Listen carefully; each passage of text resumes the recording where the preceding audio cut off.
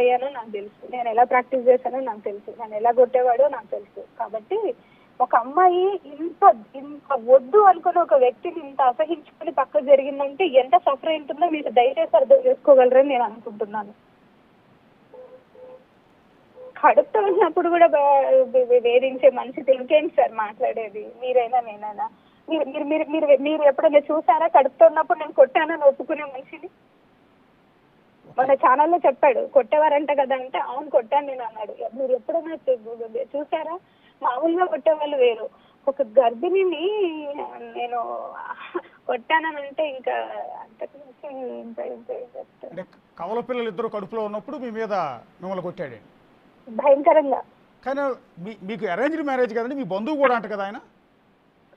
అవును సార్. అంటే పెళ్ళైనప్పటి నుంచి అంతేనండి ఆయన ప్రవర్తన? పెళ్ళైనప్పటి నుంచి అంటే పెళ్లికి ముందు కూడా అంతే అంట. అతను మెంటల్లీగా ఫిట్ లేడు అసలు. ఎప్పుడు ఆవేశంగా, ఎప్పుడు మనుషుల పైన రాక్షసానందం పొందుతూ అలా చేసే వ్యక్తి అతను.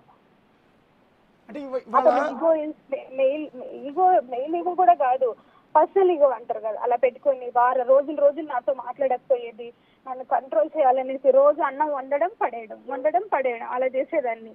భయంకరంగా అనిపించేది నాకు, ఏంటి ఇలాంటి వ్యక్తి నా లైఫ్ లో ఉన్నాడు ఏంటి అని. ఒక సాడిస్టిక్ బిహేవియర్. ఎగ్జాక్ట్లీ. అంటే మీరు అప్పుడే డిసైడ్ అయ్యారు, పిల్లలు పుట్టిన తర్వాత డిసైడ్ అయ్యారు అతనితో ఎట్టి పరిస్థితులు కలిసి ఉండే అవకాశం లేదు అని? అంతకంటే ముందే ఉన్నాను సార్, మా పేరెంట్స్ కి చెప్పి పెళ్లికి చెప్పాను వద్దమ్మా అనేసి. ఇప్పుడు మీ మీద చాలా బాధతో అడుగుతున్నామండి. అదేదో నన్ను అమెరికా నుంచి పిలిపించింది, ఫ్లైట్ టికెట్లు ఆవిడే పెట్టించింది, శంషాబాద్ ఎయిర్పోర్ట్ లో దిగ్గానే. సార్ నాకు తెలీదు అది అప్పుడు ఎందుకు వచ్చాడంటే ఆయన స్కాలర్షిప్ గురించి ఏదో వర్క్ ఉండి వచ్చాడు ఆయన. అంటే కాదు సార్, వాళ్ళ డిపార్ట్మెంట్ లో అసిస్టెంట్ డైరెక్టర్ నుంచి డిప్యూటీ డైరెక్టర్ పోస్ట్ కి ఏవో జరుగుతా ఉన్నాయి అప్పుడు, అంటే ప్రమోషన్ లిస్ట్. ఇతను యుఎస్ కి వెళ్ళాడు కదా, సో దట్ ఇతని పేరుని పక్కకు జరిపారనమాట. ఇది మీరు వాళ్ళ డిపార్ట్మెంట్ కూడా అడగండి కావాలంటే. దానికోసము అతను షార్ట్ పీరియడ్ వచ్చేసి దాన్ని క్లియర్ చేసుకోవాలని వచ్చి వెళ్ళాడు ఆయన. హైదరాబాద్ కి కూడా వెళ్ళానన్నది వెళ్ళిన విషయం కూడా అందు గురించి అతను, అంతేగాని ఎక్కడికో వెళ్ళి ఎవరి దగ్గర డబ్బులు తీసుకొచ్చుకోవడానికి కాదు. అతను అసిస్టెంట్ డైరెక్టర్ నుంచి డిప్యూటీ డైరెక్టర్ ప్రమోషన్ కోసం అనేసి షార్ట్ పీరియడ్ ఇతను కన్సిడర్ చేయట్లేదు, ఎందుకంటే యుఎస్ కి వెళ్ళాడు అనేసి.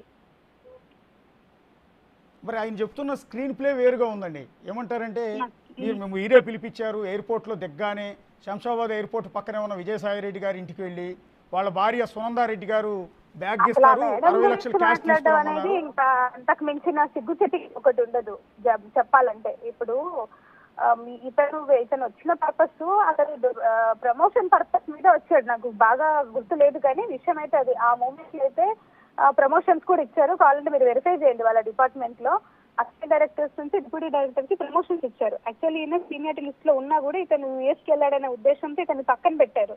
సో దాని గురించి అతను బాగా మెంటల్ స్ట్రెస్ అయిపోయేసి సడన్ గా వచ్చేసాడు, పైపెచ్చి నా కోసం వచ్చానని చెప్తా ఉన్నాడు. మీరు తీసుకురమ్మంటే 60 లక్షల రూపాయలు క్యాష్ సునందారెడ్డి గారు ఇచ్చారు. దాన్ని తీసుకొచ్చి ఒక విషయం వినండి, అన్నన్ని డబ్బులు తీసుకునేంత అవసరము నాకు లేదు, ఇచ్చేంత అవసరాలు వాళ్ళకి లేవు. వాస్తవం చెప్పాలంటే ఇక్కడ అంతా కూడా ఏదో డబ్బుల గురించి చూపించేస్తే కూడా కరెక్ట్ లేడీ అలా ముద్ర వేయించి నన్ను డిపార్ట్మెంట్ నుంచి నాకు ఉద్యోగం తీయించేసి నన్ను ఒంటరిదాన్ని చేయాలని ఆయన ప్రయత్నం. ఒక విషయం గుర్తుపెట్టుకోండి సార్, నేను 4 ఏళ్ళు పనిచేసిన, 4 ఏళ్ళు కూడా ఛాలెంజింగ్ గా చేసిన, ఎన్నో కోట్ల భూమిని తీసుకొచ్చి ఎన్విరాన్మెంట్ డిపార్ట్మెంట్ లో కలిపిన. నేను ఎక్కడ కూడా కరప్షన్ కి తావు లేకుండా ఎవరైనా ఇవ్వడానికి ప్రయత్నం చేసిన సార్ ఇది కాదు, మేము ఆల్రెడీ డిసైడ్ అయిపోయినాం. నేను ఎలక్షన్ పోయినప్పుడు ఫోన్ ఆఫ్ చేసి ఎలక్షన్ కి వెళ్ళేదాన్ని. 2 ఫోన్లు, నా పర్సనల్ నెంబర్ కానీ అఫీషియల్ నెంబర్ కానీ 2 ఫోన్ ఆఫ్ చేసి ఎలక్షన్ కి వెళ్ళి మొత్తం కొట్టేసినాక ఫోన్ ఆన్ చేసేదాన్ని, ఎక్కడి నుంచి ప్రెజర్లు వస్తాయేమో అని. ఆ విధంగా పనిచేసిన.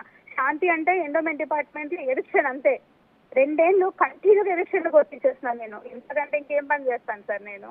ఎంతో మంది అప్రిషియేట్ చేస్తారు. అప్పుడున్న అర్జున్ రావు గారు మా కమిషనర్ గారు, నేను ఏదైనా ఎలక్షన్కి వెళ్ళే ముందు కంపల్సరీ మేము కమిషనర్ గారికి ఇన్ఫార్మ్ చేస్తాం. అంటే 58,000 జీతం తీసుకుని అసిస్టెంట్ కమిషనర్ శాంతి గారు విజయవాడలో 2.5 కోట్లు పెట్టి వెళ్ళా ఎలా కొనగలిగారు అనేది ఆయన అడుగుతున్నమాట. ఒక విషయం ఏంటంటే ఇప్పుడు ఏమన్నా గవర్నమెంట్ చేంజ్ ఏమన్నా రేట్లు పెరుగుతాయో నాకు తెలియదు కానీ అది నేను కొన్నప్పుడు పంచాయతీ, అది కుంచన్పల్లి అనే ఏరియా పంచాయతీ, ఒకసారి వెళ్ళి చూడండి మీరు. అప్పుడున్న ల్యాండ్ వాల్యూ ఇప్పుడు కూడా అదే ఉంటుండొచ్చు నాకు తెలిసి, ఎందుకంటే నేను కాదు అదంతా సుభాష్ చూసుకున్నారు కాబట్టి నాకు పెద్దగా ఐడియా లేదు దాని గురించి. ఇదంతా కూడా విల్లా గురించి అంతా కూడా చూసుకుని సుభాష్. నేను మాత్రం 50 లక్షలు లోన్ పెట్టుకున్నా, ఒక 20 లక్షలు మాత్రం నాకు తెలిసిన వాళ్ళ దగ్గర క్రెడిట్ తెచ్చుకున్నాను నేను. రిమైనింగ్ అంతా కూడా సుభాష్ చూసుకున్నారు ఆయన. కాబట్టి ఇంకా మరి ఒకటి ప్రాపర్టీ కొనడంలో తప్పేముంది? కాదు సార్, ఆయన ఫస్ట్ నుంచి we are not a beggars. Madan కూడా చెప్పాడు మీకు, బాగానే అమ్మాయి ఉండింది, మేము బాగానే సంపాదించింది ఆ అమ్మాయి ప్రాక్టీస్ లో కూడా అని చెప్పాడు మీకు. సో దట్ ఇంకా ఇల్లు కొనుక్కోవడంలో తప్పేముంది సార్? నేనేమైనా గుడిసెలో ఉండాలనా? ఇవి ఒక గవర్నమెంట్ సర్వెంట్ అయితే మేము లోన్ పెట్టుకోకూడదు. గవర్నమెంటే మాకు ఇస్తున్న ఆపర్చునిటీ లోన్ పెట్టుకోండి అనేసి బ్యాంకర్స్ ఇస్తున్నారు. సో 50 లక్షలు లోన్ పెట్టాను సార్ నేను. ఊరికే ఏం రాలేదు, 2.5 కోట్లు ఏం కాదు అది. ఇప్పుడు అమ్మినా కూడా మీకు ఇప్పుడు మహా అంటే ఒక 10 లక్షలు పెరిగి ఉండొచ్చు అది. అంటే ఇట్లా అందులో అది సార్, అందులో టైప్ ఆఫ్ మెజర్మెంట్స్ ఉన్నాయి. నాది మిడిల్ మెజర్మెంట్, మీకు కావాలంటే వెళ్ళి చూసుకోవచ్చు, పర్వాలేదు. ఇంకా డాక్యుమెంట్ ఉందిగా ఆయన దగ్గర, చూపిస్తారు చూడండి. అందులో 3 టైప్ ఆఫ్ వేరియేషన్స్ ఉంటాయి. ఒక స్మాల్, మిడిల్, బిగ్. అది మిడిల్ వర్షన్. ఏది సార్ ఇదంతా? అసలు ఇల్లు కొనుక్కోవద్దు, బంగారం వేసుకోవద్దు, బట్టలు వేసుకోవద్దు, బికార్దాన్ లాగా ఉండాలి. ఎందుకు ట్రైబ్ అంటే బికార్దాన్ లాగా ఉండాలా? మేము మంచి బట్టలు వేసుకోకూడదా? మేము మంచి ఉద్యోగం చేయకూడదా?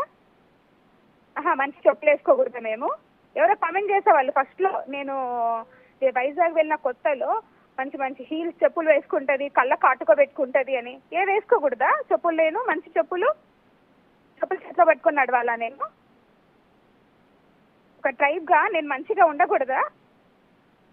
ఎప్పుడు చిరిగిపోయిన బట్టలు వేసుకొని తిరగాల మేము? సార్ చెప్పండి ప్లీజ్. ఎస్ మేడం, తప్పేమీ లేదండి ఈ విషయంలో. మీకు మేము 100% కాదు, 1000% సపోర్ట్ చేస్తున్నాం. లేదు సార్, బాగా డిస్క్రిమినేషన్ మాకు అర్థమవుతుంది. మా డిపార్ట్మెంట్ లో కూడా బాగా డిస్క్రిమినేషన్ ఉంది, మాకు కూడా అర్థమవుతుంది. The definitely fight. SC ST compulsory fight చేస్తాం మేము కూడా. నాకు ఉద్యోగం పోయిన తర్వాత ఒకవేళ పోయినా సరే నేను ఫైట్ చేస్తాను. ఉద్యోగం తీసేస్తామని బెదిరిస్తా ఉన్నారు. ఎట్లా సార్ అది? మీ ఉద్యోగం తీసేయటం ఎవరి వల్ల కాదండి, ఎవరి తరం కాదండి. బెదిరిస్తా ఉన్నారు నన్ను. నేను కష్టపడి సంపాదించుకున్న ఉద్యోగం స్వామి అది. నాకు కాన్స్టిట్యూషన్ లో ఇచ్చిన ఉద్యోగం అది. బ్యాక్లాగ్ వేకెన్సీలో వచ్చిన ఉద్యోగం అది. అదేలేండి, ఇప్పుడు తీసేస్తే దాన్ని ఓసీలో కలుపుకోవచ్చు అనేసి ఏమన్నా ప్రయత్నాలేమో మరి తెలియదు. మరి మాకు ఒకవేళ మదన్ మోహన్ కాదు కదా, ఇంకెవరు ట్రై చేసినా మీ ఉద్యోగం ఎవరో పేకలేరండి. నేను ఏం తప్పు చేశాను సార్? ఉద్యోగ ధర్మంలో ₹1 నష్టం చేసింది శాంతి అని అంటే నేను నిలబడతాను, ఖచ్చితంగా నిలబడతాను. నేను 1200 కోట్ల భూమిని తీసుకొని వచ్చి ఎండోమెంట్ డిపార్ట్మెంట్ లో కలిపిన. ఇంకా అదే ప్రేమ సమాజం భూమిని, ప్రేమ సమాజం అంటే అదే ఒక ధార్మిక పరిషత్ కాదు. ఎంతో మంది పిల్లలు, మీరు వెళ్ళి అక్కడ చూస్తే ఆ మనుషుల్ని మీరు అసలు కనీసం ఒక 4 రోజులు అన్నం తినరు, అంత బాధపడుతున్నారు. నేను వెళ్ళి చూసిన తర్వాత నేను సొంతంగా నిర్ణయం తీసుకున్నాను, ఖచ్చితంగా వీళ్ళ భూమి వీళ్ళకి ఇప్పించేసేయాలి అనేసి. ఖచ్చితంగా ఇప్పించేయాలని ఎవరు చెప్పినా వినలే నేను. ఎన్నో ప్రెషర్లు వచ్చాయి నాకు అప్పుడున్నా. అయినా సరే నేను వినకుండా మొత్తం తీసుకొచ్చి వాళ్ళ చేతికి అప్పచెప్పి రిటర్న్ లో వాళ్ళకి అప్పచెప్పి బోర్డులు పెట్టేసి వచ్చిన. నేను ఏం తప్పు చేసిన? నేనైతే ఆ భూమి ఏమైనా 90కి తీసుకోపోయినా? ఆ భూమి ఏమన్నా సాయిరెడ్డి సార్ పేరు చెప్తారా, సాయిరెడ్డి సార్కి ఇచ్చానా? కొంచెం చూడండి. అరే ఉద్యోగమే చేసినాము, ఉద్యోగం చేసినా కూడా ఇదే అంటా ఉంటే ఇంకెవరు చేస్తారు ఉద్యోగము? చేసిన వాళ్ళని ఇట్లే అంటారు, చేయని వాళ్ళని అట్లే అంటారు. ఇంకా పొద్దున ఉద్యోగం చేసే వాళ్ళు ఎవరు? సిస్టమ్ నడుస్తుంది, సిస్టమ్ ఎవరున్నా లేకున్నా నడుస్తుంది. కానీ సిస్టమ్ కి ఒక ధర్మం, న్యాయం అన్ని ఉంటాయి. నా వంతు సమయం నేను కూడా చేయాలి. ఎండోమెంట్ డిపార్ట్మెంట్ జీతం తీసుకుంటూ నా ఉద్యోగం నేను కూడా చేయాలి కదా, అంతో ఇంతో. ఉద్యోగం చేస్తే కరప్షన్ అలిగేషన్స్ వేస్తారా? ఎట్లా ఇస్తారా కరప్షన్ అలిగేషన్? మీరు ఎన్ని కోట్లు తీసుకున్నానని కరప్షన్ అలిగేషన్ వేస్తారు నా మీద? నేను ఎక్కడి నుంచి డబ్బులు తీసుకున్నాను? తప్పు సార్, ఇది తప్పు మాట. ఒక మమ్మల్ని తొక్కి అణచేయాలనేసి చేస్తున్న ప్రయత్నం ఇది. ఉద్యోగంలో ఉండొచ్చు, పర్సనల్ గా ఉండొచ్చు. ఒక ట్రైబ్ ని అంటే ఏ రెవెన్యూ సిబ్బందో లేకపోతే టౌన్ ప్లానింగ్ సిబ్బందో వీళ్ళు దోచుకున్నారు, కరప్షన్ చేశారంటే అర్థం ఉంది. కానీ ఒక దేవాదాయ శాఖకు సంబంధించి మీకు అవకాశం ఉండదు అనుకుంటున్నాను నేనైతే, నాకు తెలిసినంత సార్. ఎందుకంటే ఉండదు, నేను చెప్తాను వినండి. నాది administration department. Assistant commissioner, district assistant commissioner is only administration department. She only the supervising to the ఎన్స్టిక్. మీరు తెలుసుకోవాలి ఈ విషయం. నేను మీటింగ్ లో కూడా చెప్పిన, నాకు ఎలాంటి చెక్ పవర్ ఉండదు. అవునండి, నాకు ఐడియా ఉందండి. ఒక టెంపుల్ కంటే వాళ్ళకి ఒక బడ్జెట్ ఉంటుంది, వాళ్ళు ఈ పలానా ఖర్చు పెట్టుకోవాలి, పలానా అన్ని ఉంటాయి, లీజులు, ఆప్షన్స్, ఎవ్రీథింగ్ ఉంటాయి వాళ్ళ చేతుల్లో. నా కంట్రోల్ ఏమి ఉండదు. I'm only supervising officer. నాకు అదే ఇష్టం, సూపర్వైజింగ్ చేయడమే ఇష్టం. నాకు టెంపుల్ అడ్మినిస్ట్రేషన్ చేయడం పెద్దగా నేను ఇప్పుడు నేర్చుకోలేదు ఇంకా, ఎందుకంటే నేను లా గ్రాడ్యుయేట్ని కాబట్టి నాకు అడ్మినిస్ట్రేషన్ చాలా ఈజీ అయిపోయింది. ఎన్నో ఎవిక్షన్లు చేయడానికి నాకు నా లా బ్యాక్గ్రౌండే నాకు సపోర్ట్ చేసింది. ఫీల్డ్లోకి వెళ్తే నేను చట్టమే మాట్లాడాల్సి వచ్చేది. సో దట్ నేను చాలా నేను తొందరగా క్లిక్ అయ్యాను ఆ ఫీల్డ్లో. అదే అసలు నాకు అవకాశము గురించి మాట్లాడకుండా అనవసరమైన టాపిక్స్ అన్ని మాట్లాడతారేంటి? నాకు అర్థంగా ఎక్కడ సార్ కరప్షన్ చేసినా అక్కడే విజయసాయి రెడ్డి గారితో పరిచయం ఉందండి, యాజ్ ఎంపీగా, ఉత్తరాంధ్ర వైసీపీ ఇన్ఛార్జిగా. వాళ్ళండి ప్రతి డిపార్ట్మెంట్కి మీటింగ్ కండక్ట్ చేస్తుంది. మా డిపార్ట్మెంటే కాదు, ప్రతి డిపార్ట్మెంట్. మా డిపార్ట్మెంట్ ఏంటంటే డిపార్ట్మెంట్, ఎండోమెంట్ డిపార్ట్మెంట్, మీకు తెలియదు ఏమి కాదు. So that trust boards very కీలకమైన పాత్ర వహిస్తాయి మా డిపార్ట్మెంట్ మొత్తంలో. సో దాని గురించి ఎన్ని ఖాళీగా ఉన్నాయి, ఎలా వాటిని ఫిలప్ చేస్తారమ్మా, మీ యాక్ట్ ఏంటి? ఆయన మొదటిగా అడిగింది ఇదే. దాని తర్వాత ప్రేమ సమాజం ఇష్యూ గురించి చెప్పారు. ఇది పేదవాళ్ళది, ఇది తీసుకు ఇంత భూమి ఇట్లా ఆక్యుపై